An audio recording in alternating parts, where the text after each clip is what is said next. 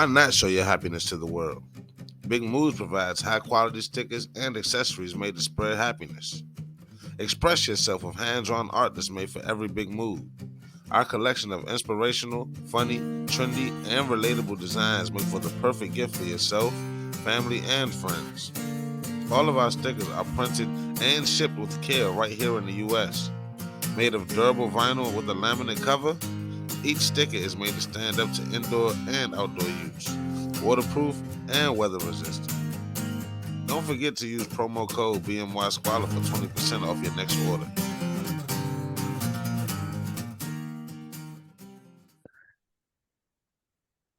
Hey, how you doing, everybody? This is your man, Young Squalla, and this is another episode of Always Everything with Squalla podcast. And today I have a special guest with me. Can you go ahead and introduce yourself for me, please? Yeah, thank you so much for inviting me to the program. My name's Richard Capriola. For over 2 decades, I have been a mental health and addictions counselor. Worked at Menninger Clinic in Houston, Texas, which is a large psychiatric hospital where I treated both teenagers and adults. I retired from there not too long ago after working for over a decade there. And I wrote a book which is called The Addicted Child, A Parent's Guide to Adolescent Substance Abuse, to hopefully provide information, resources to parents about what can be a very upsetting topic for many parents on teenage substance use. So I wanted to give them some resources that would help them feel less afraid and more confident about this topic. Right. So you can if you could give us some like background, basically like on what should parents look for in like the signs for teenage substance abuse and how to prevent it and the whole spill. Let me begin by talking about what drugs are today's teenagers using. For a long period of time, it's been alcohol and marijuana that kids have been attracted to. That's nothing new. That's been going on for decades. Right. But what we noticed was during the pandemic year, the pandemic actually forced a large decrease in adolescent substance use. It was the largest decrease in over 48 years during the pandemic. Marijuana use, for example, fell from 35% to 30%.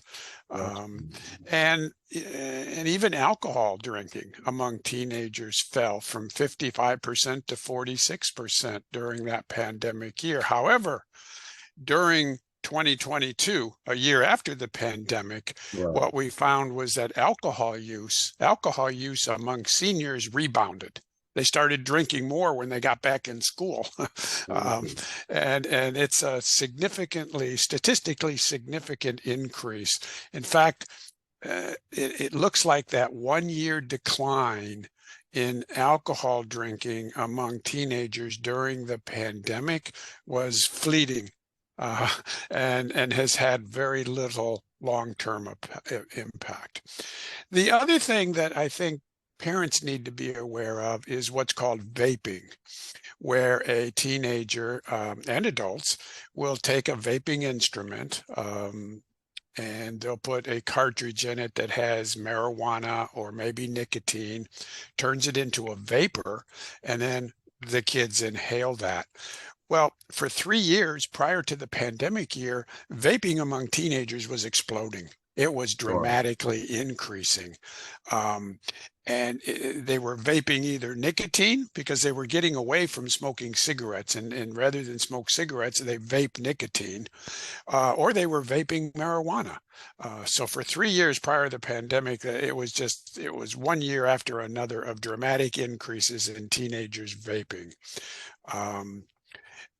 And the marijuana use itself outside of vaping, that has increased slightly after the pandemic at all 3 grade levels, grade 8, 10, and 12. Wow. And so alcohol, marijuana, and vaping, I think, are the 3 major substances that high school kids are using.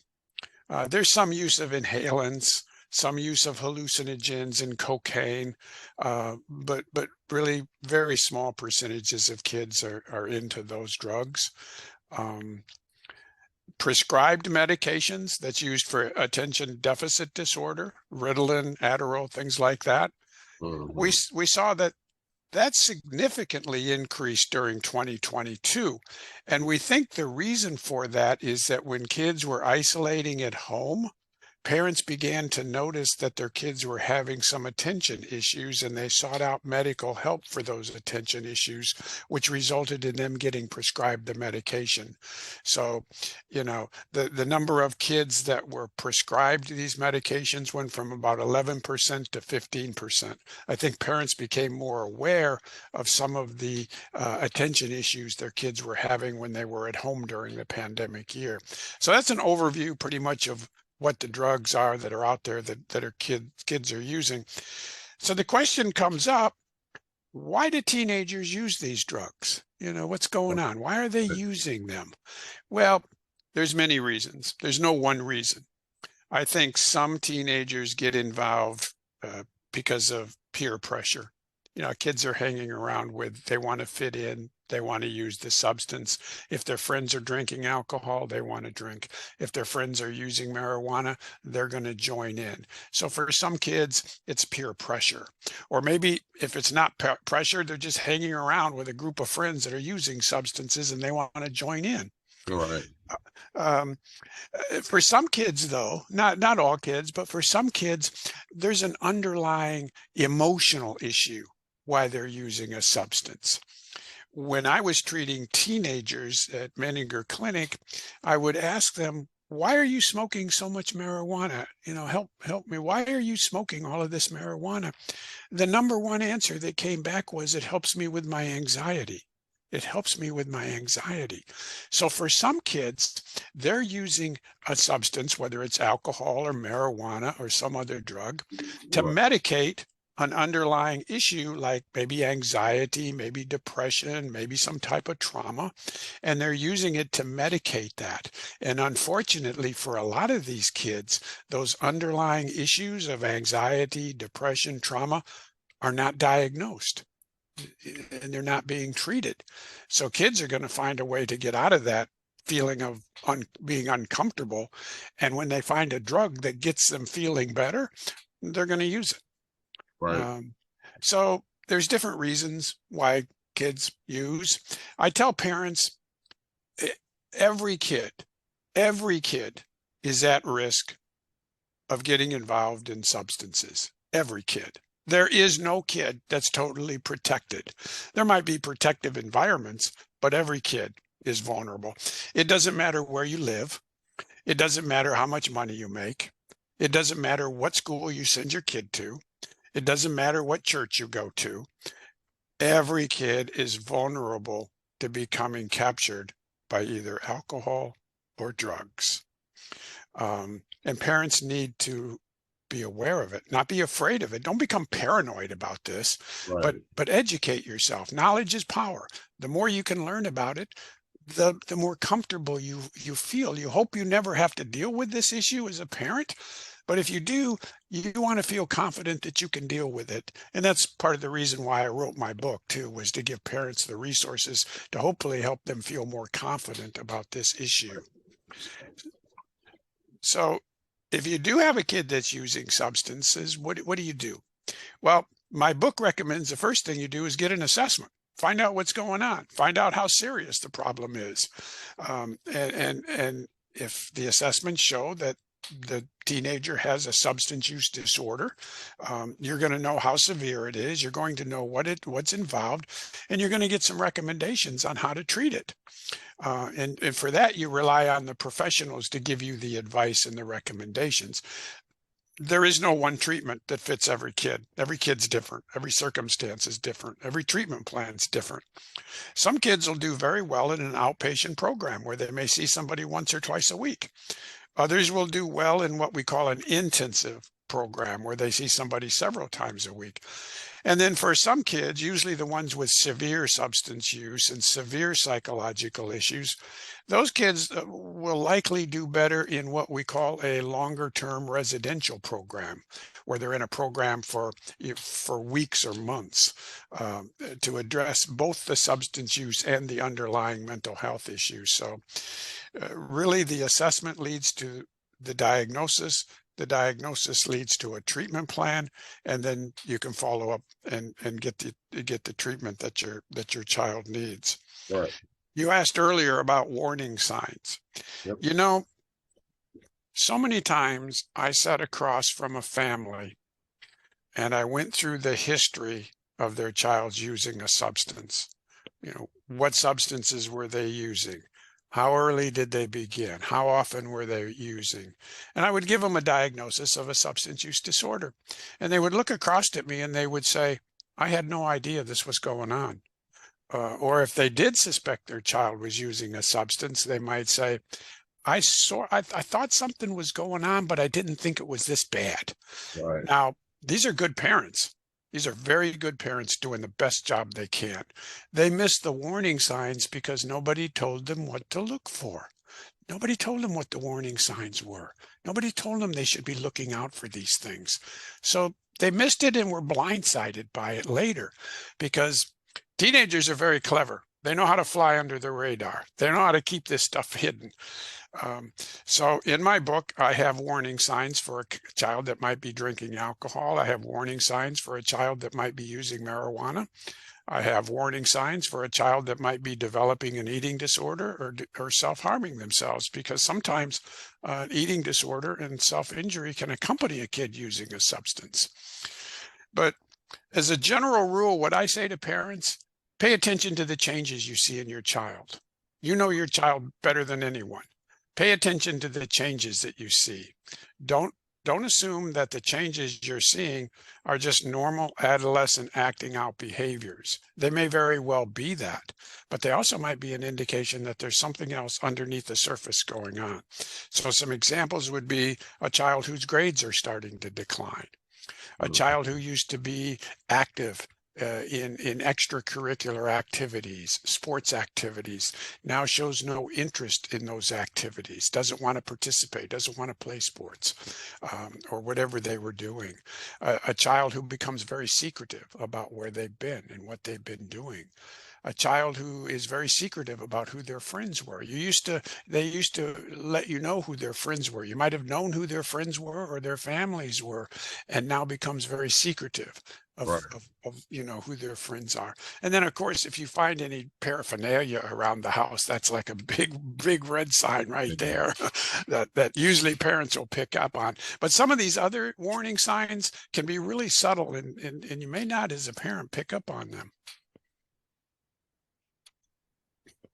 So, I wanted to ask you, I heard you talking a lot about marijuana a few minutes ago. So I was going to ask you, how do you feel about the decriminalization and the legalization of marijuana? You know, more and more states are moving towards making it legal for adults, not for kids, but for adults. And, you know, and for some adults, they actually get benefit from marijuana. You know, it helps with anxiety. It might help with pain, any number of issues. So for some adults, marijuana actually can be beneficial, can help them. My issue is if adults decide that they want to smoke marijuana legally, that's a decision that they make for themselves.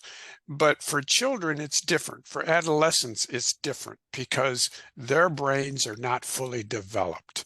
Our brains don't become fully developed until around age 24 or 25. So there's a big difference between an adult smoking marijuana and a teenager smoking marijuana. And that big difference, one of those big differences is the teenage brain isn't developed. So when you start putting a substance like marijuana or any other drug into a developing brain, you run the risk of doing some damage. So I think the big difference is adults' brains are fully developed. They can smoke it legally where it's legally allowed, but adolescents, they shouldn't be touching it because you want to protect that brain. Exactly. So do you believe that the teen substance abuse is connected to the teen violence that's exploding right now?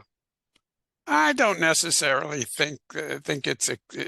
I think there are so many cultural issues behind that you can't really pinpoint it and say, that the violence is because they're smoking marijuana or the violence is because they're doing drugs. Certainly, if you're under the influence of substance, it's going to distort your perception. It's probably going to change some of your behaviors. But I think the violence that we see is much more complex than being able to say, well, we're just going to say it's because of drugs. I don't think it's that simple. There's a whole bunch of social economic issues that need to be addressed.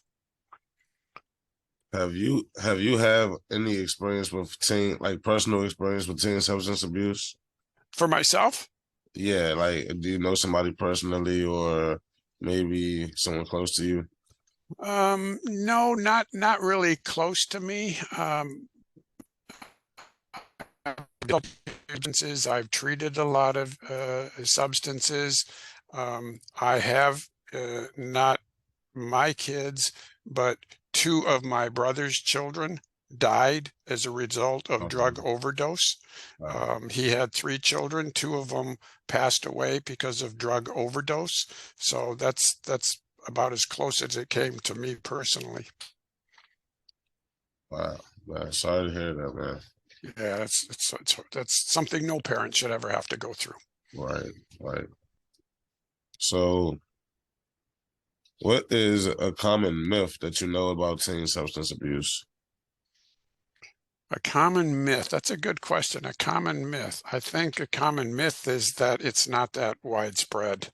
I think a common myth is that only certain kids get involved with drugs. Only the bad kids get involved with drugs.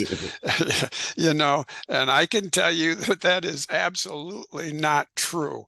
The kids that I treated at Menninger Clinic in Houston, Texas, came from very wealthy families. They came from some of the best schools in the nation. So this idea that drugs are coming from a certain social economic background or a certain neighborhood or a certain you know uh, type of family or kids, that's all nonsense. Yeah, that's all nonsense. So do you think in that regard, do you think that maybe the wealthier family may have a more better access to the resources to get their child help? Oh, absolutely. Absolutely. There's no question in my mind that families who have the wealth and the ability to provide the best treatments, Right. they get them for their kids. I saw lots of that when I was treating kids. They came from very wealthy families. Yeah. Sadly, the large majority of kids, they don't come from wealthy families. They don't Right. come from families that can afford, you know, $10,000 a month or $20,000 or whatever it costs. And they're the ones that sort of fall through, the loops. Those are the ones that need the treatment the most and can't get it because it is so expensive. Now, fortunately, there are some programs out there, mental health associations, that are trying to fill in that gap. But the large majority of kids who need treatment are denied that treatment because their families can't afford it. Exactly. So what would you suggest to a family that's put in that situation? I would say that number one, um, check with some of these treatment programs, because if they are tax exempt treatment programs, like Menninger Clinic, for example, they're required to offer a certain percentage of services to low-income families that can't afford it. So it doesn't hurt to ask, call up and say, hey, this is my situation. Can you help me out? Because they're required to provide a certain number of spaces for people who can't afford them. The other thing is a lot of the mental health associations, community mental health associations, are also available to help low-income families. So I want people to know that there are resources out there that can help you. And if you're in that situation, reach out to as many people, as many resources as you can. Start with your school counselor, start with your school social worker or school psychologist, call the National Institute on Mental Health, call as many people as you can to see, hey, I need some help for my kid. Can you help me find a place? And more times than not, I think you'll find some help. So I know we've been saying a lot for the parents and whatnot. So like, let's say for example, a parent may not know. A parent may spend more time at work than at the home, and they may not see the signs that Yeah. the child is on substance abuse. So what would you say to that type of situation there? Like maybe to the child, maybe to the parent as well, because like it would be maybe there's a disconnect. That's because I grew up in like kind of a household that way. My mom was mostly at work. I was raised by my mom and my grandmother. Yeah. Father was living in another state. So when they was at work, I was basically at home by myself. So there was really Hmm. no one to like even pay attention to me at all. You know what I'm saying? Yeah. So what did There's a what would you Go say ahead. to someone in that situation? I think there's a lot of people in that situation, a lot of single parents raising kids, going to work every day, trying to make ends meet. Right. Um, that kids, are in an environment where, the parents are struggling to work. They have to go to work. They have to provide, and parents come home exhausted. You know, and Yep. kids for whatever reason fly under the radar, maybe get involved with drinking alcohol, maybe get involved with using substances, and the parents are totally unaware of it. They're focused on getting to work and getting back and getting food and Yeah. and then sadly it becomes a crisis situation. The kid overdoses or gets in trouble, Right. and then the parent is in a crisis situation and perhaps for the first time finds out that their kid's drinking alcohol or using substances, and then the parent starts to beat themselves up.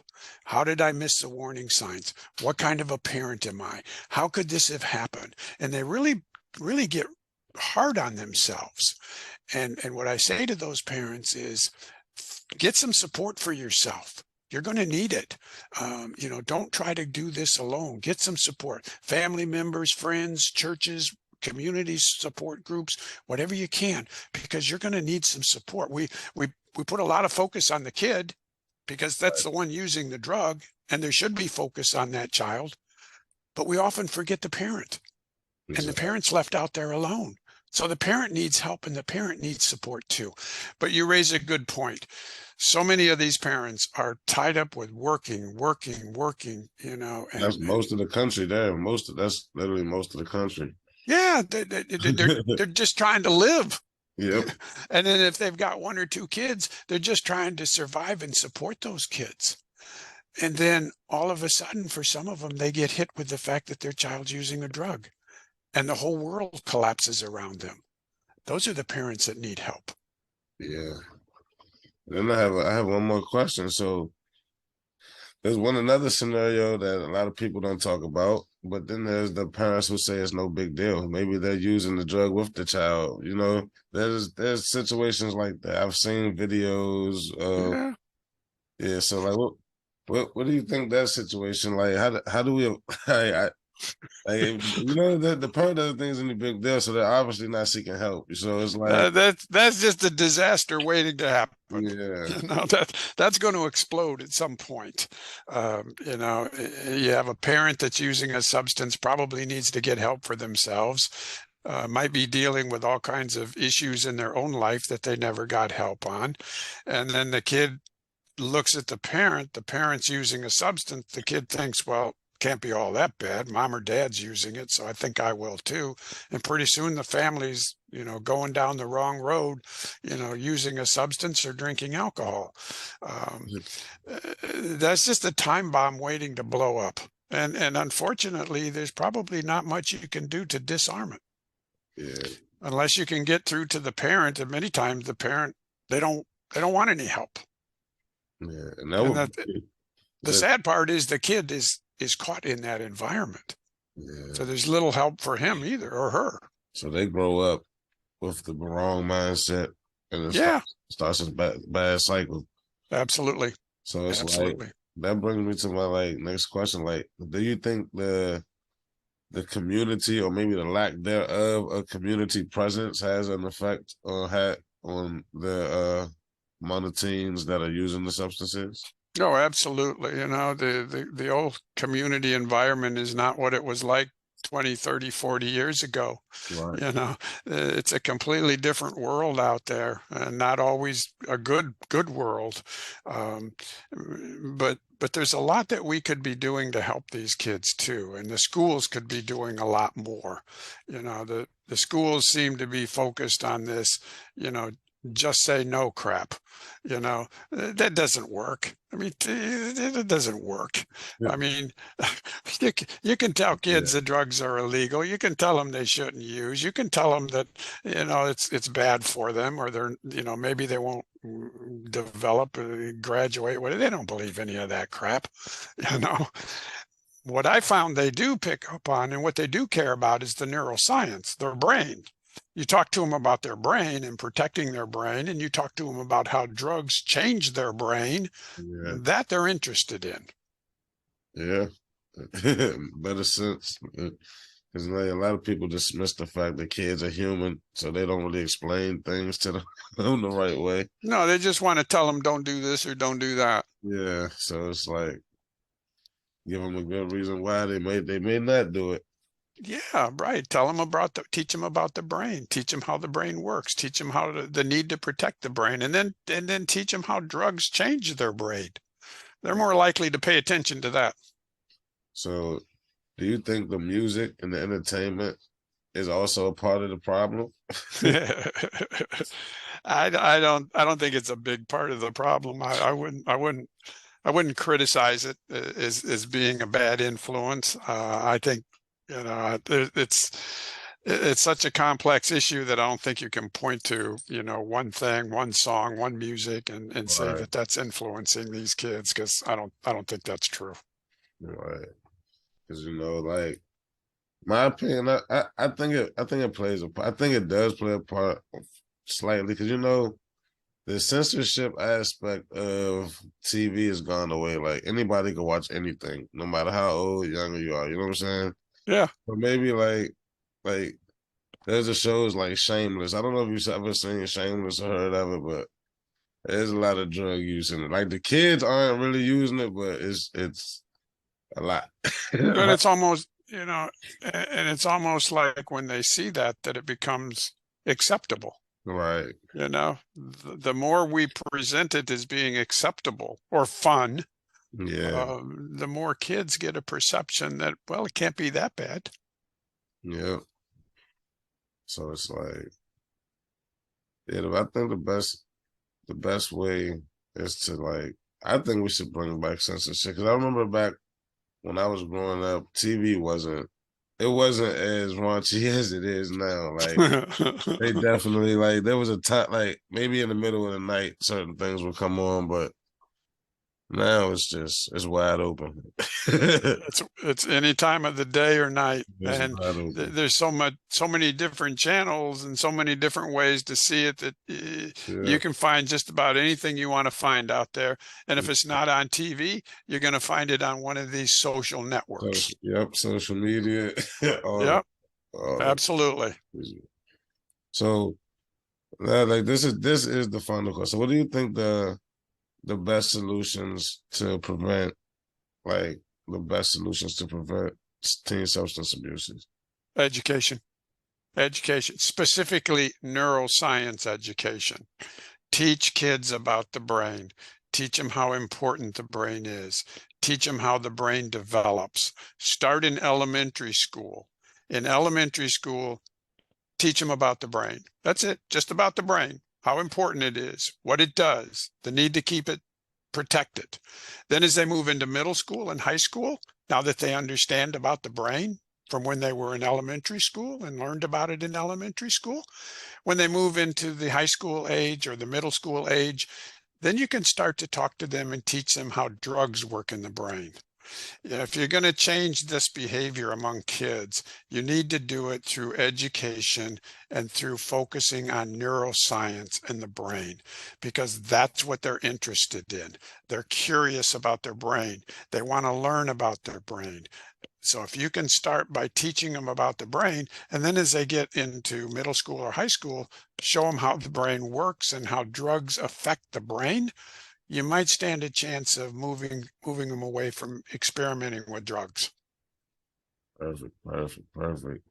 So now that the interview is coming to a close, how do you feel about the interview? I think it was great. Your questions were right on target. They were really very good. Thank Thanks you a so lot. much. You helped make this a more informative discussion. Definitely. I appreciate that. So tell the audience where they can find your book. They And can find my book on Amazon. It's titled The Addicted Child, A Parent's Guide to Adolescent Substance Abuse.